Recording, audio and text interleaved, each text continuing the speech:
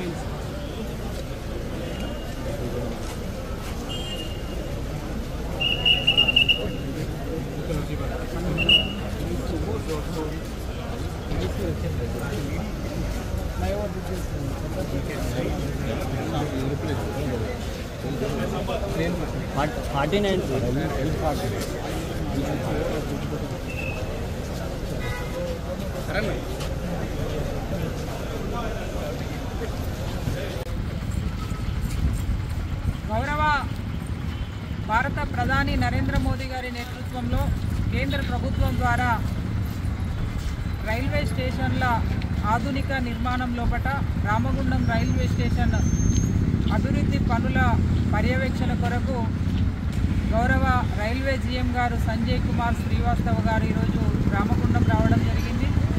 మరి వారిని కలిసి ఇక్కడ ఉన్నటువంటి స్థానిక ప్రజలకు సంబంధించినటువంటి అనేక అంశాలపై వారితో చర్చించడం జరిగింది. ముఖ్యంగా ఇక్కడ దాదాపు దశాబ్దాల కాలం నుండి ప్రజలు ఈ చుట్టుపక్కల పరిసర ప్రాంతాల గ్రామాల ప్రజలు ఎదుర్కొంటున్నటువంటి ఇబ్బందులను దృష్టిలో పెట్టుకొని పెద్దంపేట్, కుందనపల్లి, కన్నాలకు సంబంధించినటువంటి రైల్వే ఫ్లైఓవర్లని నిర్మాణం చేయాలనేటువంటి అంశము, ముఖ్యంగా ప్రయాణికులకు సంబంధించి ఇవాళ మైసూర్ జైపూర్ ఎక్స్ప్రెస్ అలాగే నవజీవన్ ఎక్స్ప్రెస్ రామగుండంలో మరి ఆల్టింగ్ ఇవ్వాలనేటువంటి అంశాలపైన వారిని ప్రత్యేకంగా రిప్రజెంటేషన్ ఇచ్చి కోరడం జరిగింది. ఈ అంశాలపైన వారు వెంటనే స్పందించి ఈ 3 ఫ్లైఓవర్లకు సంబంధించి మరి గతంలోనే మేము రిప్రజెంటేషన్ ఇచ్చినాము. దాన్ని దృష్టిలో పెట్టుకొని తప్పకుండా అవి ప్రాసెస్లో ఉన్నవి, తప్పకుండా అవి ప్రజలకి అందుబాటులోకి తెస్తామని చెప్పి వారు చెప్పడం జరిగింది.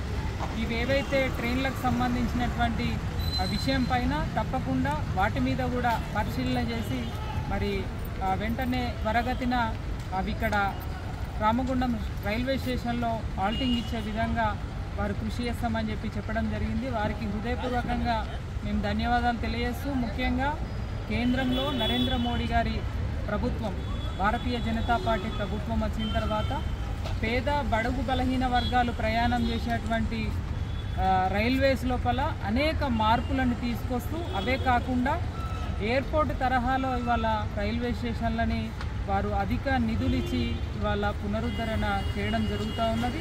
ఈ సందర్భంగా మేము ప్రజలందరి తరఫున కూడా హృదయపూర్వకంగా భారతీయ జనతా పార్టీ కేంద్ర ప్రభుత్వానికి మేము ధన్యవాదాలు తెలియజేస్తూ, మరి త్వరలోనే ఈ రామగుండం రైల్వే పనులు కూడా పూర్తిగా పోతూ ఉన్నాయి, ప్రారంభానికి దగ్గరలో ఉన్నాము. కాబట్టి ప్రజలందరికీ మేము ఈ సందర్భంగా శుభాకాంక్షల్ని కూడా తెలియజేస్తా ఉన్నాం. భారత్ మాతకి జై.